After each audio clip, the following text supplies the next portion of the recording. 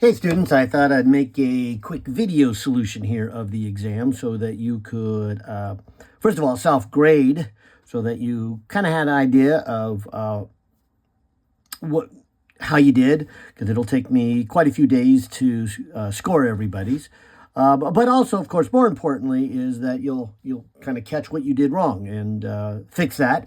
And because a lot of these build on each other, so the next set of tests, well, you don't want to make the same mistake. Want to learn from that.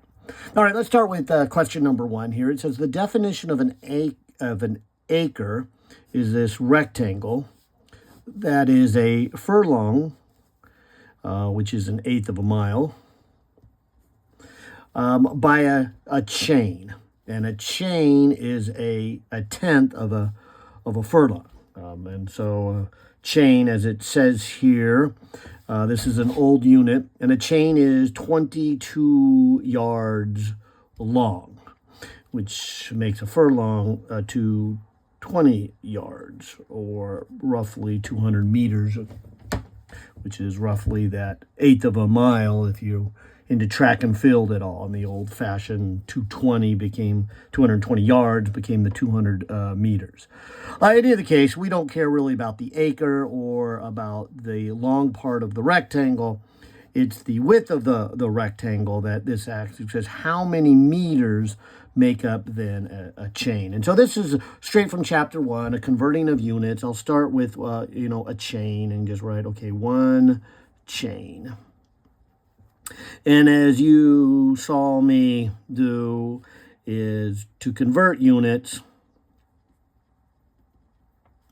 you would do something like this. You would multiply it by a creative number 1, where you'd put chain on the bottom, so it would cancel and you'd be left with yards. And the trick really is to make sure that the number in the numerator, which is 22 yards, is the same as the denominator. So 22 yards is one chain. So this ratio right here is 1. So you didn't really change anything other than when you multiply this out, you will now get your 22 yards.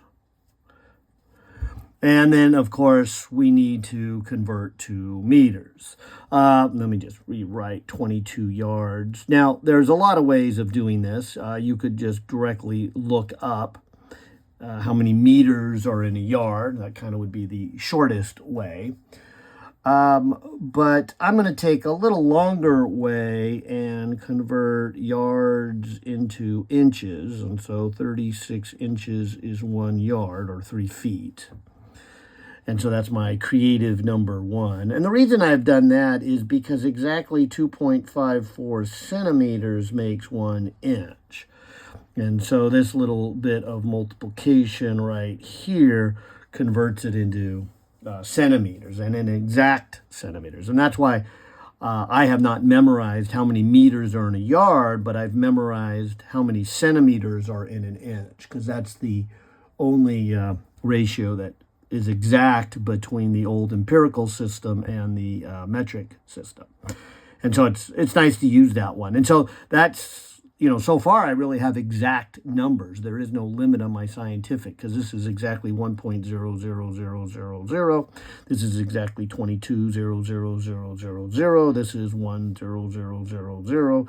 And so this is 22.00000 forever. This is exactly 36.00000. And this is exactly 2.540000. So that's what is the advantage of that. But I guess I'm digressing from the main problem. The main problem is just to do a conversion, and it's like they list 3 or more significant figures here, or less. But let me do the last step then, which is centimeters on the bottom, meters on the top. And so 100 centimeters make 1 meter. And again, this is 1.0000, and this is 100.00. So these are all exact numbers. And so we're going to get really an exact number. We can write out as many as our calculator will allow.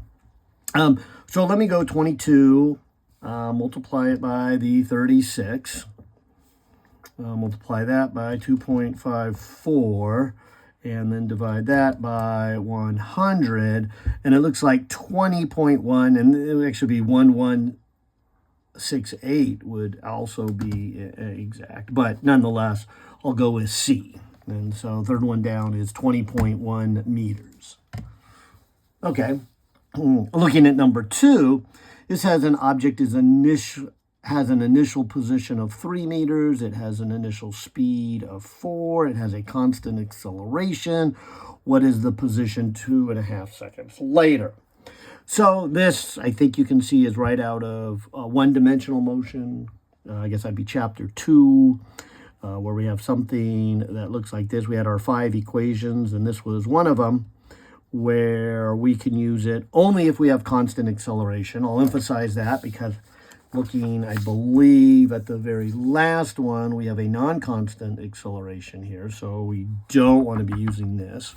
But for right now, we're on the easier ones, and so we'll just use our equation that gives us position based upon time and of constant acceleration.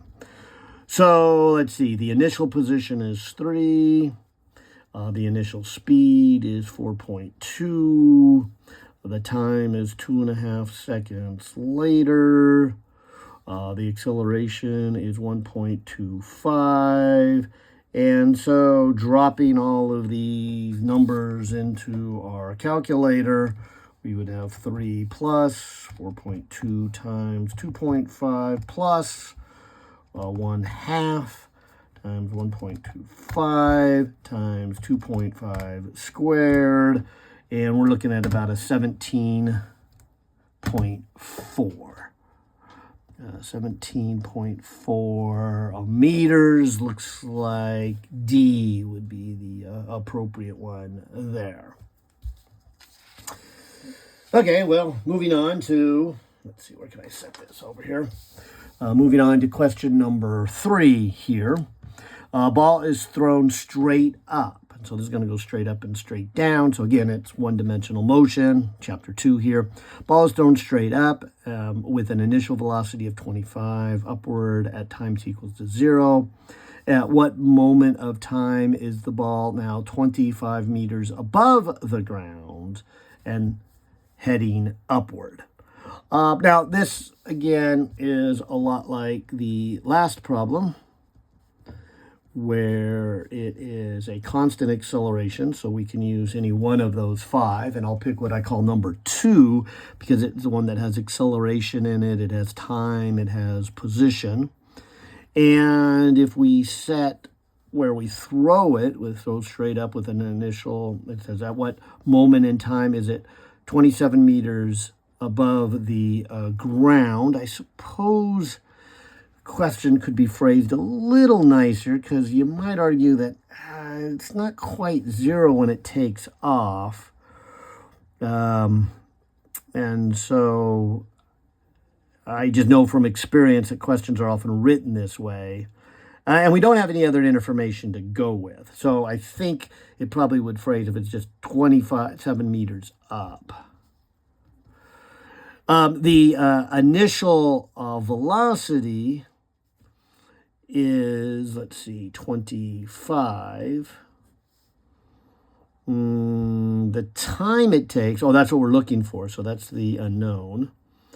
And then the acceleration is that negative 9.8. And I think that I snagged this one out of the library purposely for this effect, that, hey, it's really about making sure you watch your sign. This is upward, so it's positive. This is downward, so it's negative. It also has a significant amount of math because it is now a quadratic. And so keeping that in mind, I could readjust this as a negative 4.9 and then move it to the other side of the equation and make it a positive.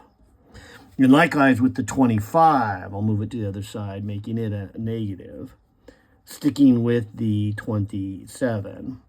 And so that's where the quadratic equation comes in, that minus b plus or minus the square root of b squared minus 4ac all over 2a, the solution from completing the square from your algebra class. So if I put in the opposite of b, that's 25, since b is negative 25. And then I have the square root of b squared, so that's going to be 25 squared, minus a 4 times the a, that's the 4.9, and then times the c, that's the 27, all over, it's not that far, all over 2 times a. Now, let's do this square root thing first. So we got 25 squared. We got minus a 4 times a 4.9 times a 27, and the square root of all of that. And so this is a 9 point, I'll call it 79. But notice it's a plus and minus. And so if you were imagining something go up and come back down, and maybe right about here is the 27 meter mark, you can see that there are 2 moments in time then when it crosses the 27 meters. So it's not a surprise that the mathematics gives us 2 answers, a plus and a minus. And so if we associate our math with our physical picture, we will see then that the lower time must be when it's going up, and the bigger time of when it comes back down. And this question is asked heading upward. So we want the smaller of the two, and you'd get the smaller of the two when you were using the negative sign. Okay, so I'm going to do the 25, that looks kind of like a dot. There's not supposed to be a dot there. That's 25, that's opposite of b, plus or minus. And so I'll do the minus of the last answer to get it when it's going up. Okay.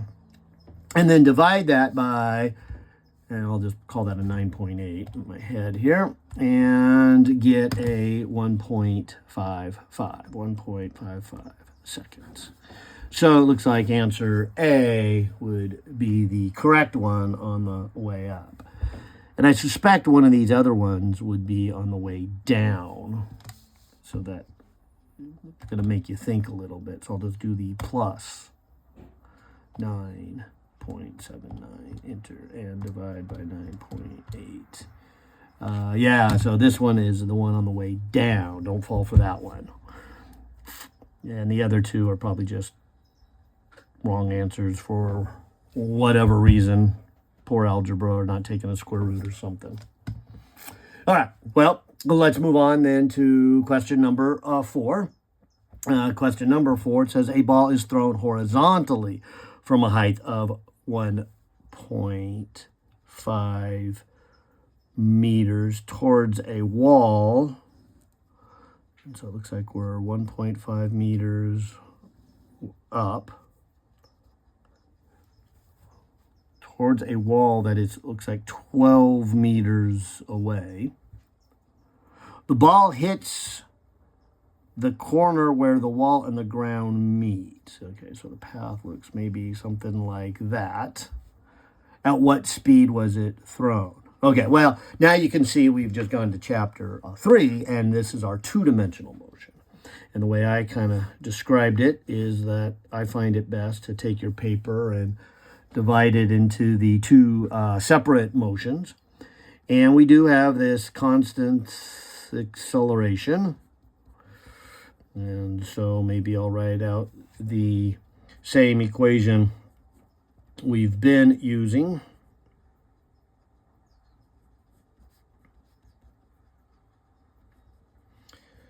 But it's twice now, once for the horizontal motion and once for the vertical motion. Applying it to the vertical motion, depending on where we put the origin, I'll just go ahead and put it where the ball is being launched, because then my initial position is 0 and my landing position is negative 1.5. That's kind of how we did it in the lab.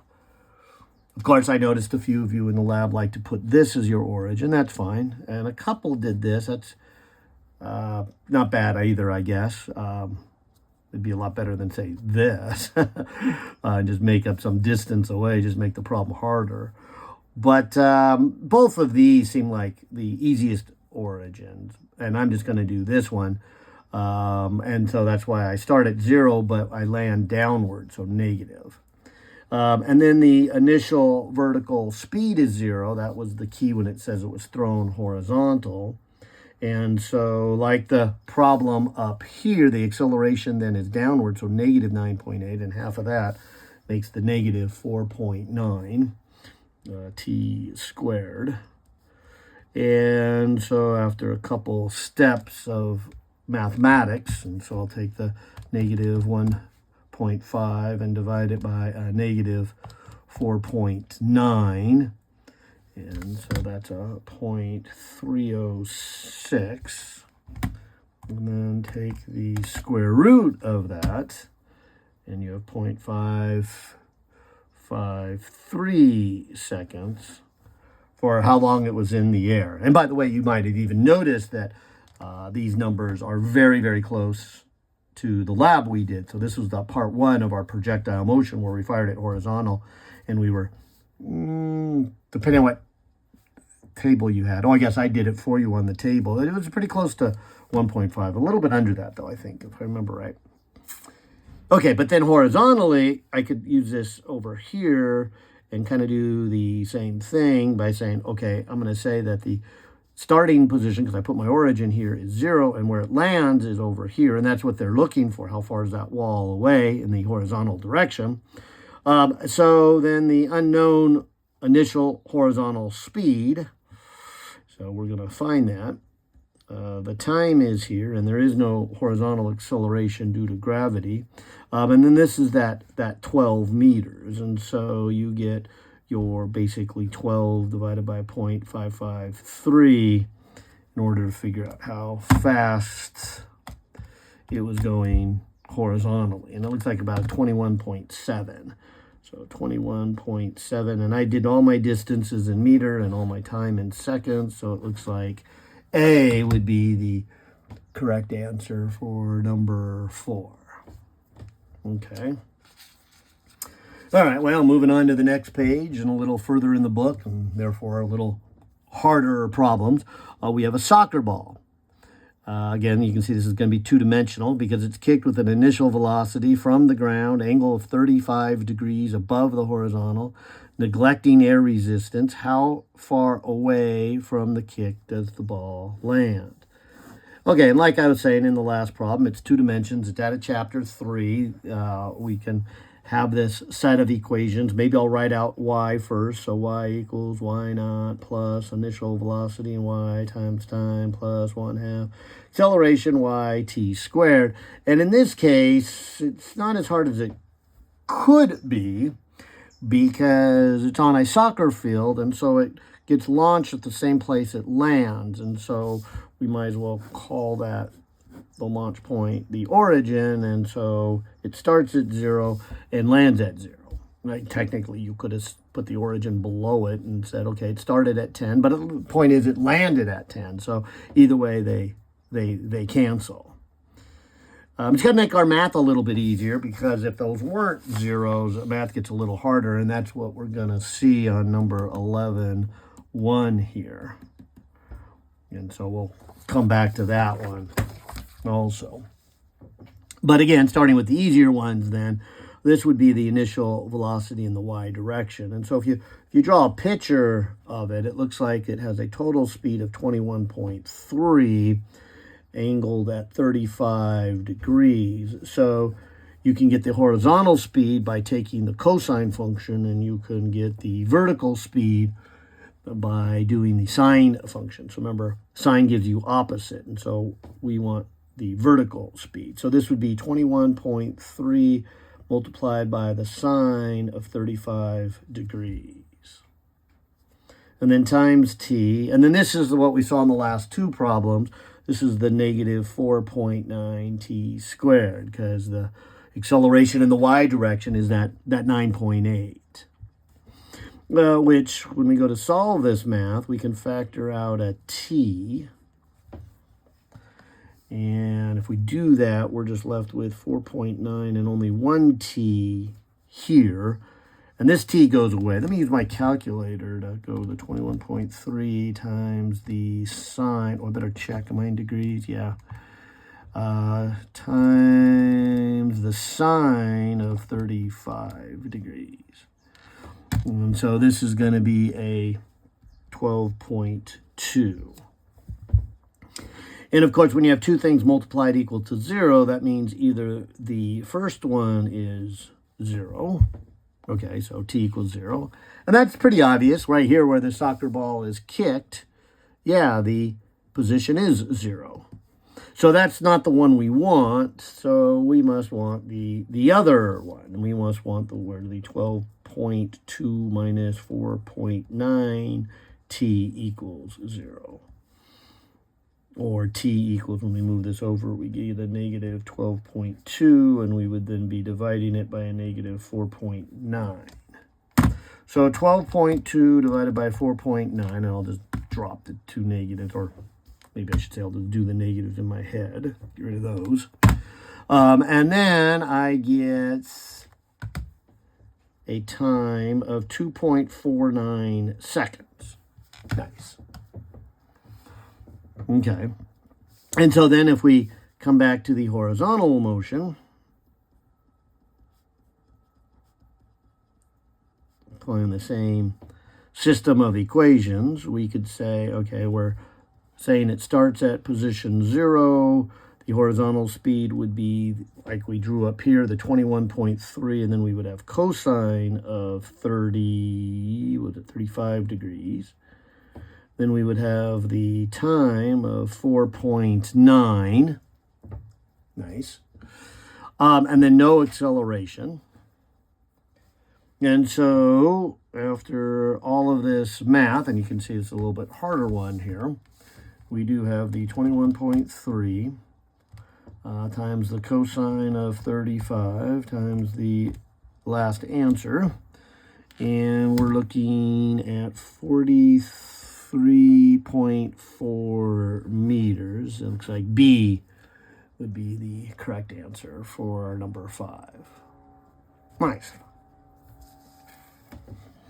Okay, on to number 6. Number 6 says, an object is pushed by 3 forces. Okay, I'll just make a little blob here. One force is due north. Okay, so if I kind of just do the traditional XY grid, and the traditional north is the positive y-axis, and east is the positive x-axis, and south is the negative y-axis, and then west is the negative x-axis. Okay, one force is due north with a magnitude of 7, okay, 7.0. The second force is due east, so it would be this way, at 3.5 newtons. And maybe the harder one of all this is the third force has a magnitude of 10 in a northeast. That's 45 degrees east of north. So this has a 45-degree angle. And I guess it's 45 either from the horizontal or the vertical. But it has a magnitude of 10. What is the magnitude of these 3 forces? In other words, the magnitude of the net force.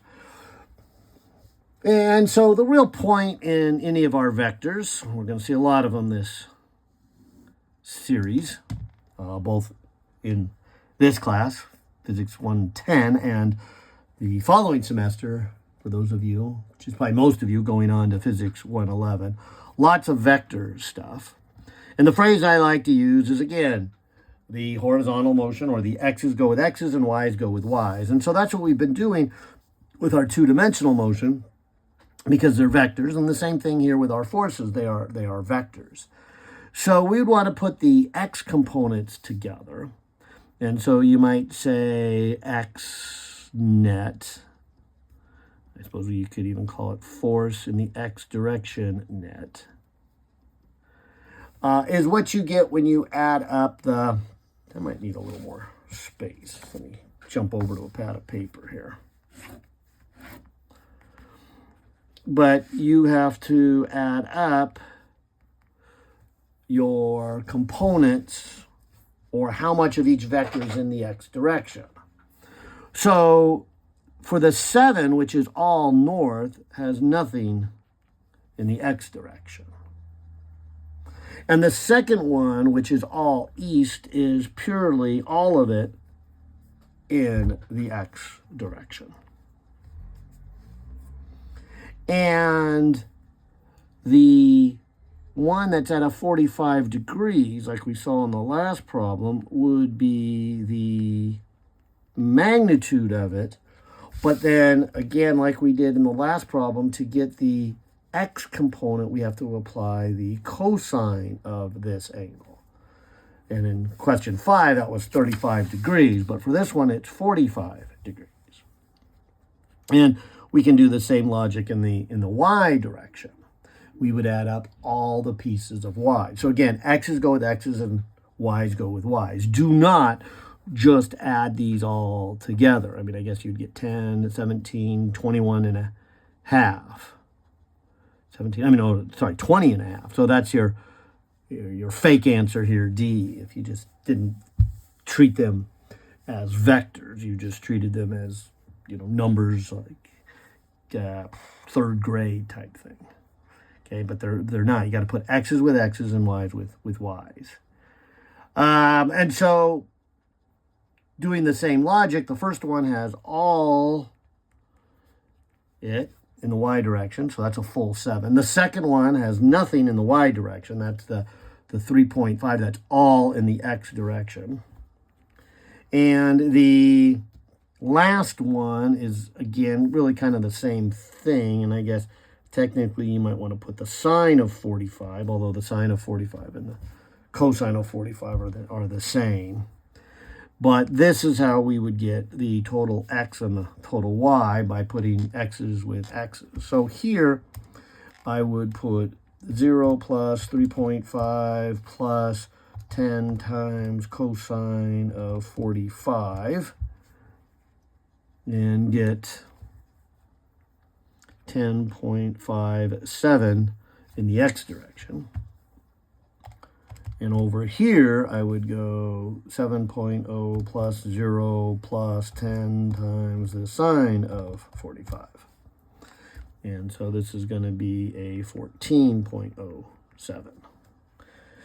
Now, we're probably only about halfway done. If you take a look at what we've gotten so far, we are saying that when these are all combined, we go this much over in the x direction. And we go this much up in the y direction. So we're up 14.7. We're over 10.57. And so the total result is the combination of the x's and the y's. And the reason we wanted to put all the x's together and then all the y's together is for this last step, where then we can use the total amount of x's together with the total amount of y, use Pythagorean theorem, which would give us then the hypotenuse. So you might say c squared is equal to 10.57 squared plus 14.07 squared. And then with a little calculator work, we can get the value of the hypotenuse. So 10.57, oops, didn't want that. 10.57 squared. And add to it 14.07 squared is my c squared. So taking the square root of that last answer would be a 17.6. And we're looking at newtons. And that would be 17.6 answer C. So there would be the answer for number 6. Nice. Get a clean piece. I'll probably need that before this is done, because now we're starting to get into the harder ones here. And net force, I didn't say it, but I guess that would be the next chapter, that chapter 4. All right, here is, again, kind of your standard push and pull here. We've got a 12.3 kilogram box, and that it's on rollers. So we don't have to worry about friction. So this is a little bit easier than the harder ones coming up, because we don't have friction. And we got one person that pushes with 112 to the right. So again, if I was making a grid, one person's pushing this way, 112 to the right. And the other person pushes 79 to the left. There is no up or down of pushing them, so that's good. And it just says what's the acceleration. And so this is Newton's second law, where it says the sum of the forces equal ma. And technically they're vectors, meaning you've got to add up the forces in the y direction to get the acceleration in the y direction. And you have to add up the forces in the x direction to get the acceleration in the x direction. And then for this problem, we're not going to even worry about the y stuff. I mean, technically there would be, I guess, a weight of the box pushing down, and then there would be contact with the ground and a normal force. But all of those are y direction. So this is a much easier problem than it could be. And in fact, this is what we're going to see when we get to the hard ones here, the free response, where, oh, we got that thing going on. And so let's have a two-dimensional conversation about that one. But this one is just a one-dimensional issue. And when you add up the forces, you would say you got 112, and that's positive. Then you would add a negative 79, because it's to the left. That would equal the mass, which is 12.3, and then you would get the acceleration in the x direction. And that's the only acceleration that it has. So there's no point in calling it, or there is no difference, I guess, in the acceleration in the x direction versus the acceleration. There's not a Pythagorean theorem of components that we would have to do like this. And so grabbing my calculator, I get 112 minus 79. So 33 is the net force divided by the 12.3. And it looks like we've got about a 2.68 meters per second squared. And so it looks like C should be the correct answer for number, what is that, number 7 here. Okay, nice. Hang on to that one. Okay, so now number 8. Number 8's a good one here. Number 8 is much more two-dimensional because we have this block A. It has a mass of 8.5 kilograms. So if we multiply by 9.8, that would be pulling down on it. The block is then pulled, and then here is this 125 Newton force angled upward at 37 degrees. Okay. The block is also pushed then with a force of 85 newtons angled downward 23 degrees. See the figure. Then what is the normal force? So then there would be the table, the red table pushing up on it. Call that the normal force. I'll give it a little symbol N. What is the normal force on the block? It does say the block does not move because of friction. And that's really helpful. Probably means we don't need to think much about the x direction here. And so like we were just saying back here on chapter or question number 7, we would have the sum of the forces in the x direction equals mass times acceleration in the x direction. But we would also have the sum of all the forces in the y direction equal mass times acceleration in the y direction. And again, I think just by the way it's set up, we probably don't even have to do anything here with the x stuff. Because it asks for the normal and it doesn't move. So as we add up all the forces, we see that there is 1, 2, 3, 4 forces. There is the weight of it in the normal, and And then there's all these two push, there are the other two, the push and the pull. So let me add up the four pieces. So how much of this one here, the pull, is in the vertical direction, the y direction? Well, that would be 125, and it would be opposite of the 37 degrees, and it would be upward. So that's how much I get from this one. Working around then, I would say, how much do I get from the normal force in the vertical direction? Well, that's all of it. So it's just a full N. There's no sine or cosine. Okay, how much of this 85, the push, is in the vertical direction? Well, that would be the 85, and I would multiply it by sine of 23. Because that would be opposite of that angle. And it's going downward. So it's downward, and it's this much of a component. So just like this first one has a component, but it's upward, this has a component downward. So both of these have a vertical component. And like I said, the normal is all up. And then the weight is all down also. So let me put a negative there. And actually, let me just get a number there. What is the mass? 8.5 times 9.8, 83.3. So 83.3 is the weight of it. That's gravity pulling it all down. And so now I did this part of it where I added up all the forces. 1, 2, 3, 4. And that has to equal mass times acceleration, which says it doesn't move. So the acceleration is 0. And see, and that's perfect. The only unknown here is the normal force. Now, I might do a couple of these calculations. 125 times the sine of 37 is 75.2. This, the 85 times the sine of 23 is 33.2.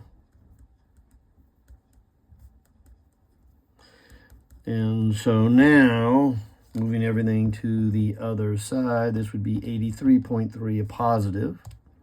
Moving that to the other side would be a positive 33.2. Of course, moving this to the other side would make it negative, so we'll go negative 75.2. And that should make a 41.3 for the normal force, and so that would be C. All right, moving along here. How about the incline here? So here, a crate is placed on an incline. The crate is stationary due to static friction as the angle of the incline increases. When the incline reaches 42.2, the crate begins to slide down the incline. What is the value of the coefficient of static friction? Now this is that last chapter 5 where things really started to get hard on us. And again, I would probably do this a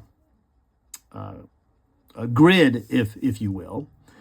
You might remember that I tilted the grid so that the x-axis was down the hill and y-axis is perpendicular to it. That's because this downward force, the mg, is here. And with a little geometry, if you will, the angle of the incline, call it theta, is actually the same as this angle here, call it theta. So the amount of gravity down the hill right here would be mg sine theta. And the amount of gravity going into the hill would be mg and adjacent to the theta, cosine theta. And here's why that's important here. If we, divide our paper into x and y, and we list all the forces on this block, and I kind of drew a lot on here, so I'll draw separate for my free body diagram. So far, I've drawn just the force of gravity, but there would be the normal force coming from the inclined surface as well as the friction from it. And of course, what I was showing here was the force of gravity breaking it into its components, how much is X and how much is Y. Because at this point, if we, said here that, okay, right at the moment it gets ready to slide, and we say, look at the sum of the forces in the X direction, and that has to equal to mx. If it's just getting ready to slide, that means the frictional force is equal to the coefficient times the normal. Because remember, the static friction is less than or equal to the coefficient of friction times the normal. So it doesn't always equal that, except right at its maximum value, right where it's getting ready to slide. So if I want to use this equation here for the amount of static friction, I can only apply that to the moment that it's getting ready to slide. And I will do that because I will say then, as I look at these three forces and I add them up in the X direction, when I say how much of the force of gravity is in the X direction, I'm going to get this mg sine theta. When I say how much of there is friction, I will say minus all the friction. And right at its point where it's getting ready to slide, it would be mu n. And maybe for completeness, I'll put plus 0, because how much of the normal force is in the X direction is 0. And so this would be adding up the X component of all three forces. How much from gravity, how much from friction, how much from normal. And we are right at the verge of sliding, so we haven't actually slidden yet. So the acceleration is still 0, but the frictional force is right at that maximum. Okay. And so there's my first equation. Now, applying that same logic in the Y direction, let's add up all the forces in the Y direction. And again, I'll just go around to the three forces. How much of the gravitational force is in the Y direction? Well, that's what we talked about first. It would be mg cosine theta. So I'll put a minus mg cosine theta. The minus is because it is along the negative direction of the vertical axis. Okay. Maybe I'll put a plus 0 for completeness, because how much of the friction is in the y-axis? Well, none of it. Yeah, that's why we kind of tilted our axis here, so that the normal force would all be along the y-axis and the friction would not. Of course, we paid a price by then making gravity kind of this, or having the force of gravity not along an axis. So that's the price we paid, but it's totally worth it, because then we get 0 here and 0 there. Let's see, so I did 2. What's the third? Oh, and then the normal force. And again, the normal force is purely all along the y-axis, and it's positive, so I'll put a positive n. And again, it doesn't move yet. In fact, even if it did move for the y direction, it doesn't accelerate. If it was sliding down the incline, it would have an acceleration in the x direction, but would still be 0 in the y direction. So if we then start applying our mathematics, so this is the part where I said, write out the equation. And I usually say that as step 3, write out the equation. I usually say step 1, get a good physical picture of what's going on. Step 2, draw your free body diagram. And then step 4, apply those to your equation. So that's what I just did. Now, as I go to solve it, I can see that this equation in the y direction tells me the equation for the normal force. And that's useful back over here, where I now have mg sine theta minus mu, and then the normal force is mg cosine theta, and that all equals 0. Because if you divide everything by mg here, you still get a 0 on the right-hand side, and the mg's cancel away, giving you sine theta minus mu cosine theta. Which then, if we move the mu and cosine theta to the right, and then put the cosine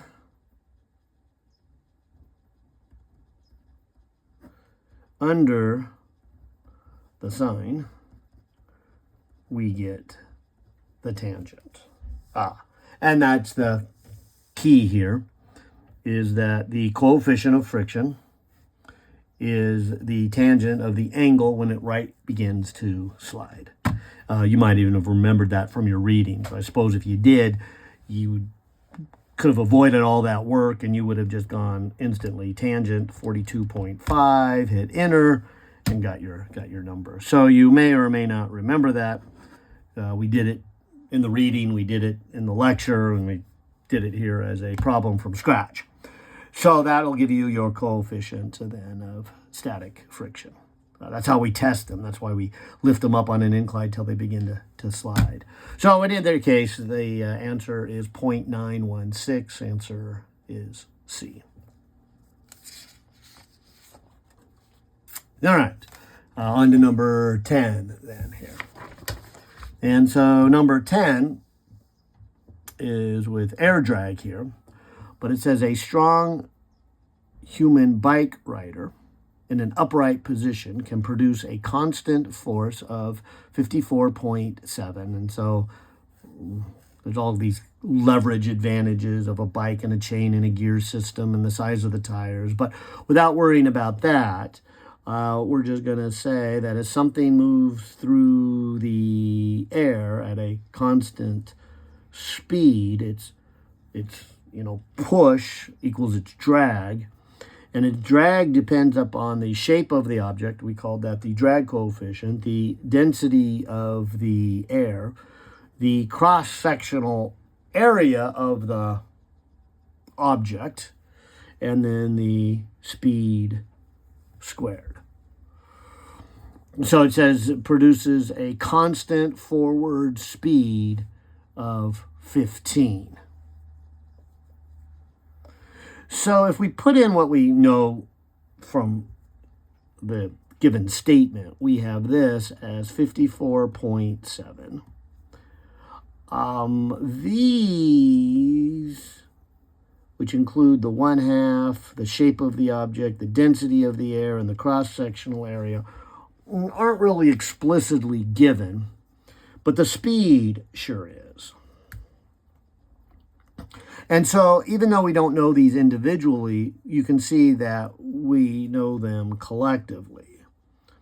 So maybe I'll just call this stuff the box, if you will. Because the box then would be equal to 54.7 divided by 15 squared. And I have a feeling I'm going to need that box here. Because it says then, to reduce the drag and increase its speed, the human rider will bend over. And you can see that. It'll be less cross-sectional area. And since it bends over so that it's cut in half. So now if they bend over, it would look like this. Force equals 1/2 C rho. And now we have A over 2 V squared. And I guess what I see in this problem is we have the box here, and we still have this force of 54.7. But we're going to have a new higher speed because of this extra factor of 1/2. So if we just call that box for a moment, we can come back up here and get the value of box. So 54.7 divided by 15 squared. That's going to be a 0.243. So I'll put 0.243 here. And so as we now go to solve this, we could say, okay, we got 54.7. We can divide that by the box. We can then multiply it by a 2. And so velocity squared would be 450, or it's going to go up to 21.2. And so I'll just take advantage of the property of proportions. I suppose you could have just called it box. Maybe this would look better to you. If you called it box, you would have like your initial force, over that 15 squared. That's where this box comes. And then if you do it, you've left this in here, you could have just said box then is equal to that same force times 2 over the new speed squared. And then you could just ignore box. You could even ignore force. And then just see that you'd get speed squared is equal to 2 times 15 squared, or speed would be square root of 2 times 15. And so that's kind of a nice way of doing it also. In fact, maybe I'll just do that on my calculator. Square root of 2 times 15 should be the 21.2. Nice. So 21.2, it looks like B, and so the correct answer would be B. Okay. Nice. All right. Now let's move into the free response questions. But maybe this will be a good time to pause the video, since it's getting kind of long, and it processing them takes a little while when they're long. So maybe I'll just pause this and then do a second video for question number 11. All right, take care.